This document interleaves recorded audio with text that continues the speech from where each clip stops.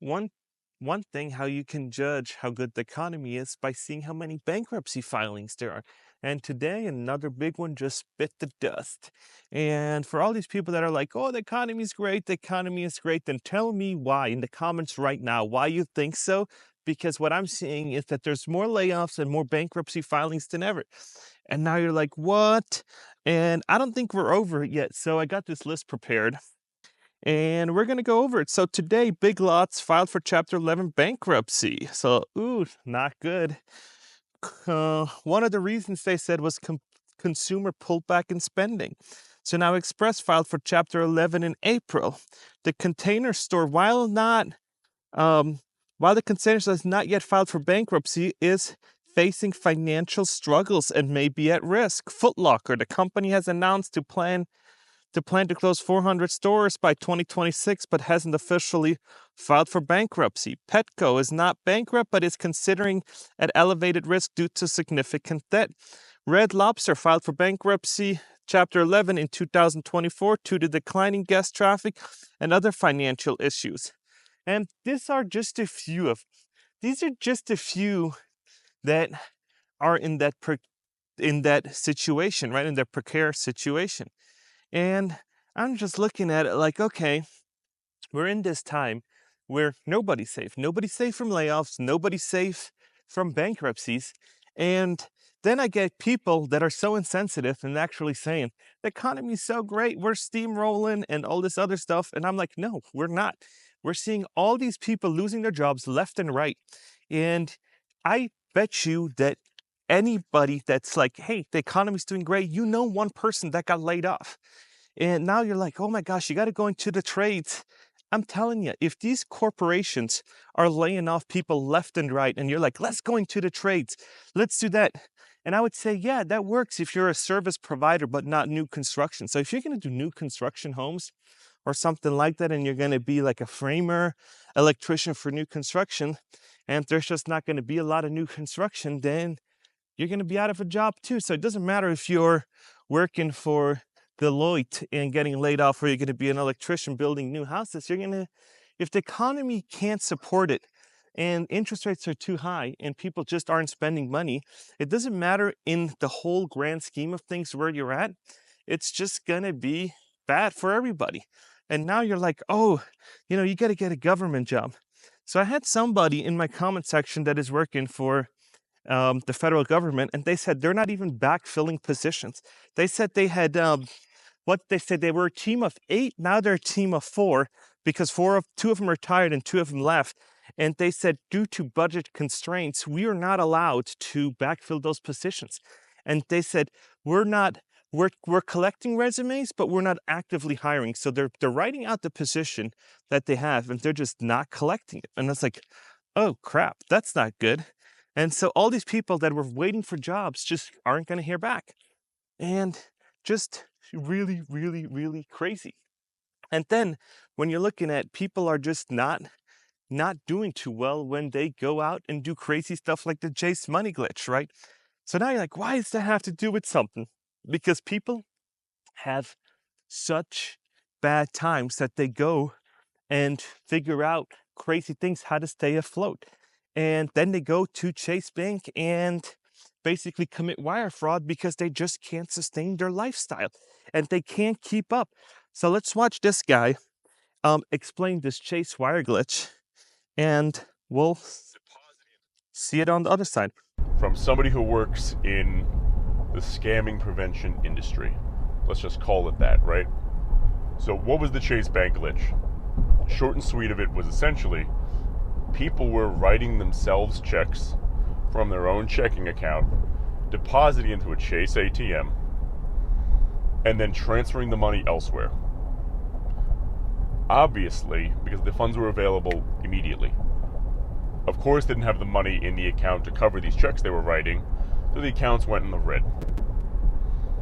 So they just figured, I can walk away forever, and it's fine because I made all this money magically somewhere else. And if their account was red $20,000 because they wrote a $30,000 check and they only had 10 grand in there, they'd write a $40,000 check tomorrow and then transfer another $10,000 over. It's not a glitch. This isn't Grand Theft Auto, where you found an infinite money glitch, or you found a room full of coins in Super Mario. This is blatant check fraud. Blatant check fraud. That's all it is. And in most cases, the way you guys have been treating it, it's grand larceny.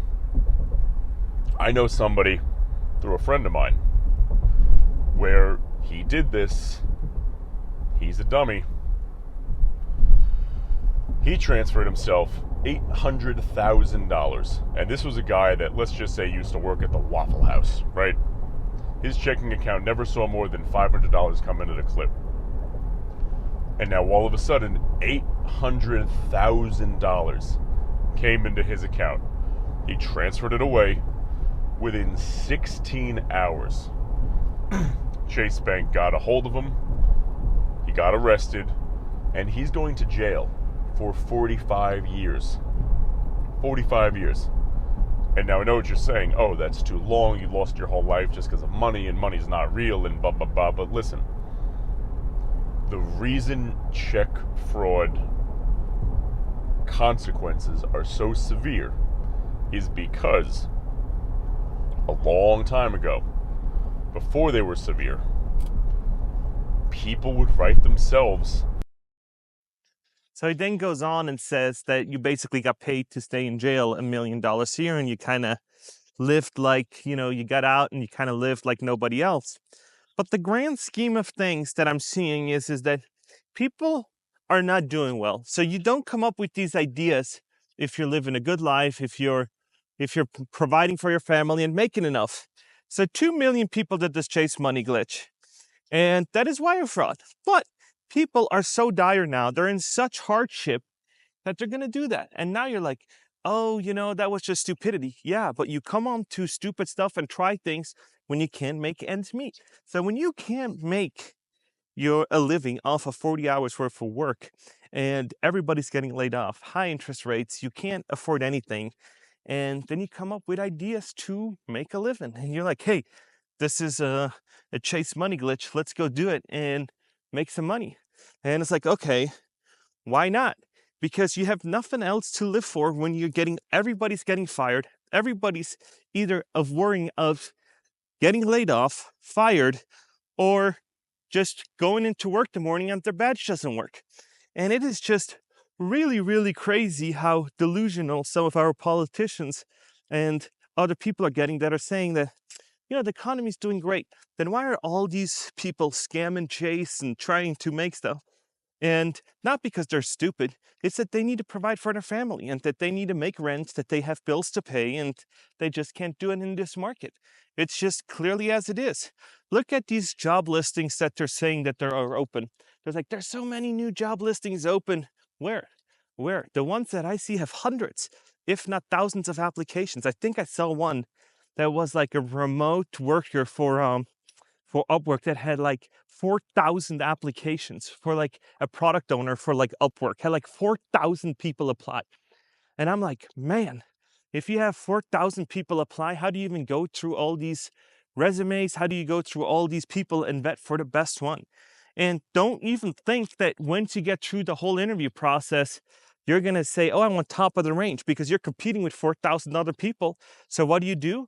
You take the low end of the range because you don't want to go through this whole round again. And then hopefully you negotiate later on. And all this thing just boils down to the economy. If people had money, if people had jobs, they probably wouldn't be committing stupid shit. That's kind of what I grew up in Switzerland thinking, like, hey, if they work for 40 hours a week and they can provide for themselves, it might not be great. Then they just, do their own thing and just kind of live life, try to better themselves. But when you have an environment where you can't even afford grocery prices, and even Kroger, the grocery store, try to price gouges you, it's like, well, everybody's defrauding me and I get paid last, so why don't I stick it to the bank and just do that? And I kind of get why, but it's still like, it's like not worth doing.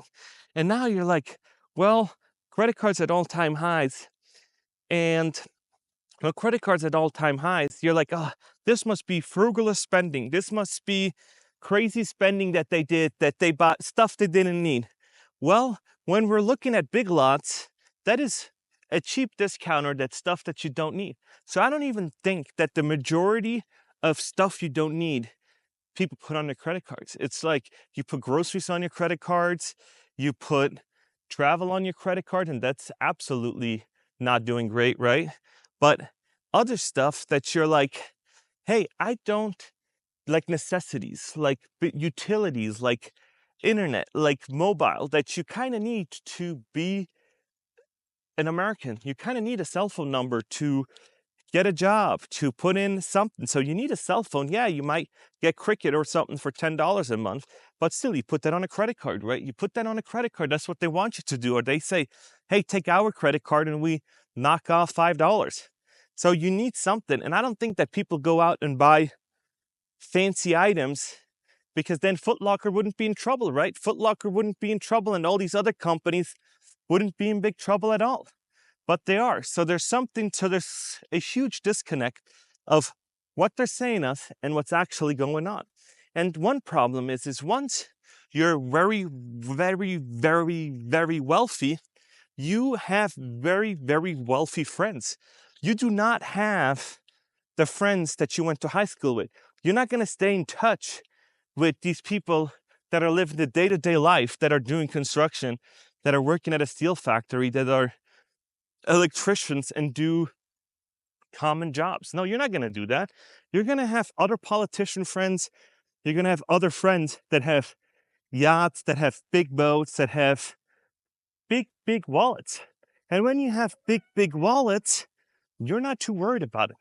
When you get millions of dollars a year through investments, through other stuff, and if you're making $5, $6, $7 million a year, yeah, that's a nice amount. So if you're only going to make 4 million, you're still making millions. And then it's like, a bump in the road. Let's pull back. And then you see Rolex watches and other stuff kind of go down in price, because it's like, I can't go out and buy my fancy watches. But they don't care about grocery prices. They don't care if groceries and eggs and bacon goes up by 200%. It's just not what they try to do. And then, all these people say, oh, you're for mom and pop shops and all these kind of things. I am, but I can't support mom and pops when your own situation is so dire, right? When you are trying to make it and you need to save money. And so once you're starting to pull back and save money, then everybody else around you is probably going to have to do the same thing. Then restaurants go out of business, then retail stores are going to go out of business, and it's a constant downward spiral. And this is what I think people are not really comprehending. Like, from the comments that I'm seeing, that all these tech people lay off, because I'm still seeing rude comments like, who cares about those tech workers? No, it's not that it's these tech workers, it's just that it's these jobs in general. I'm not worried about these people, oh, I lost my tech job making $500,000-$600,000 a year. I'm not worried about the person, I'm worried about the job that's going to leave. And then they might say, hey, this guy that we've worked with, we'll just do it out in India. We'll find somebody overseas in India or Bangladesh or wherever they're going to, or China or wherever they're going to, or I don't know, wherever they're going to find these people. We can do that for a fraction of the price. And guess what? Since we're Americans and we don't want to get up before 9 o'clock, so we're just going to make those people work throughout the night and say, hey, you're just going to work 6 days a week. And that's just common practice. And we're just going to, and our executive team's going to sit in Newport Beach, high-rise offices, nicely catered lunches, and then you're going to make all these other people work. It's crazy. You know, I got to smile because it's like, it's so absolutely bananas. But this is the world we're living in. We're living in a place where the rich are absolutely getting so much richer, and the poor are just getting poorer, because you can't get underneath your bills, out of your things, if all these cost of living goes up so much. And then they'll tell you, you got to buy a house, you got to buy a house. And then I see everybody screaming in my comment section when I go live, what do you think about house prices?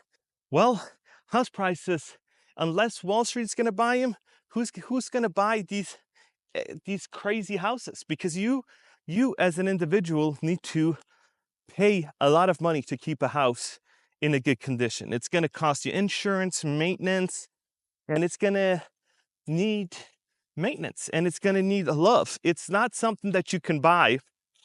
That's a one-time thing, and it's just going to stay like that forever. Yeah, it might go up in value, but it might not. It might not go up in value for 10 years.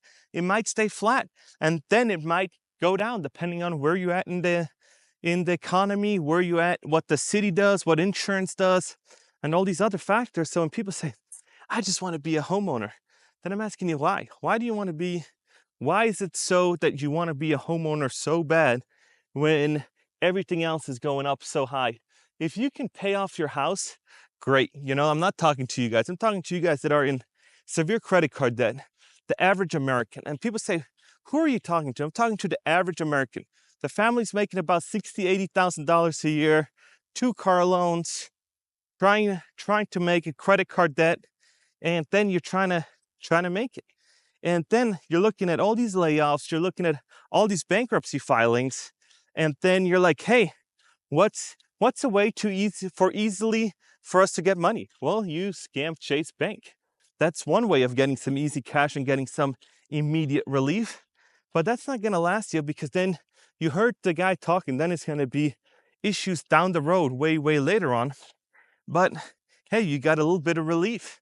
And so really stupid doing something like that. But I get why, because it's so dire out there. You guys have been emailing me saying I've been searching for a job for a year. I'm at the verge of giving up. And I don't know how you do it for a year, to be honest, because to do a year worth of job searching, man, that is thousands of applications that you got to send out. That is really, really hard. And if you're unemployed for a year, you're probably living back with your parents. And that must do something to the morale too, that you're like, I can't find a job in this economy. So that should tell you something, that all these politicians do not care at all. They'll tell you they care, but none of them do. And yeah, just a dire situation. And yeah, let's end this video though on a good note. And in 5 years, we're gonna look back at this and say, haha, pretty decent times these were. And we'll move on, and interest rates will come down. They will stimulate the economy. And at one point, we're gonna be steamrolling again.